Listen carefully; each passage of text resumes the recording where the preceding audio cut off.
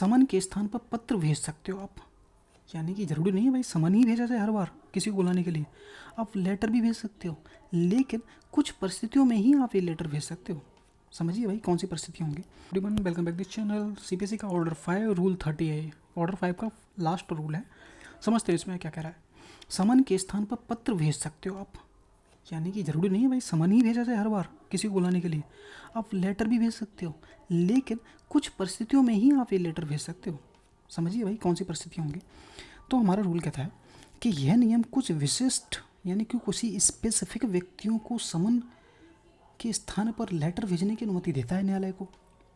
ठीक है, यदि न्यायालय को लगता है कि जो डिफेंडेंट है भाई साहब रैंक उसकी बहुत ज़्यादा है, उसको समन देना ठीक नहीं है, तो भाई उसको हम क्या करेंगे, एक लेटर दे सकते हैं, यानी कि उसे सम्मानपूर्वक बुलाने के लिए।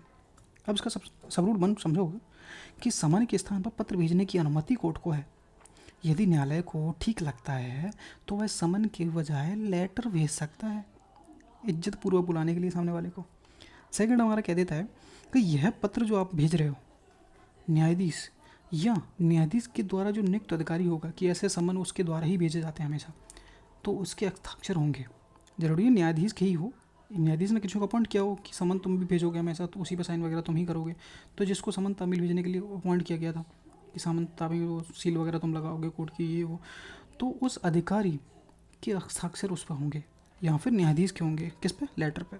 थर्ड कहता है कि यह सुविधा केवल उन्हीं डिपेंडेंट को दी जाती है जिसका रैंक न्यायालय के अनुसार सम्मान के योग्य है।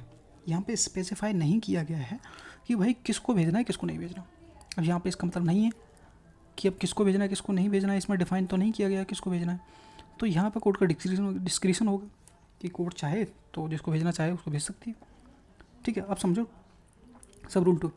पत्र की विशेषताएं क्या होंगी भाई, उसमें क्या इंपॉर्टेंट्स हैं, क्या होगा पत्र में। पत्र में वे सभी विशिष्टियाँ जानकारी पर्टिकुलर्स होंगे जो समन में होते हैं। नॉर्मल सी बात है, जब अपन समन नहीं भेज रहे हैं तो समन में जो लिखा हुआ है वो हम एक लेटर में लिख देंगे जिसमें हम लिखा हुआ है इज्जत पूर्वक आपको बुला रहे हैं। ठीक है, तो वही पूर्वक एक लेटर में समन की सारी जानकारियाँ होंगी। इस लेटर को समन के समान माना जाएगा। जब समन नहीं भेज रहे हो लेकिन लेटर को समन के समान ही माना जाएगा कि हमने समन ही भेजा है। थर्ड सब रूल समझो कि पत्र भेजने की तिथि नहीं विधि लिखी है। ठीक है, क्या तरीका होगा पत्र भेजने का। आप डाक के माध्यम से पत्र भेज सकते हो, न्यायालय चाहे तो किसी विशेष स्पेशल मैसेंजर यानी संदेश भाग कोई व्यक्ति हो उसके माध्यम से ही भेज सकता है, मेल वगैरह भी कर सकते हैं। ठीक है, भेज सकता है। थर्ड है अन्य किसी उचित माध्यम से भी पत्र को भेजा जा सकता है। फोर्थ हमारा कहता है कि यदि प्रतिवादी का कोई एजेंट है, प्राधिकृत एजेंट है उसका डिफेंडेंट का, तो पत्र उसको भी दिया जा सकता है जो उस एजेंट को। ठीक है, इतना क्लियर हो गया, कोई डाउट तो अभी या नहीं है।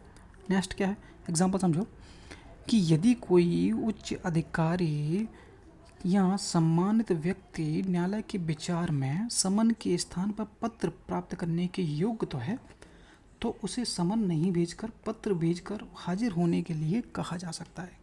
मैंने यहाँ पे क्लियर लिख दिया है, डाउट नहीं होगा। किसे पत्र भेजना है और किसे समन भेजना है यह न्यायालय के विवेकाधिकार में होगा। यानी कि कोर्ट की डिस्क्रिशन पावर है कि जिसको भेजना चाहे उसको भेज सकता है, क्योंकि यहाँ पे स्पेसिफाई क्लियर तो नहीं किया गया। इसका मतलब कोर्ट का डिस्क्रिशन है। ठीक है, तो डाउट हो तो पूछना कुछ, वैसे डाउट नहीं होगा। अब हम नेक्स्ट रूल पर चलेंगे, ऑर्डर पे।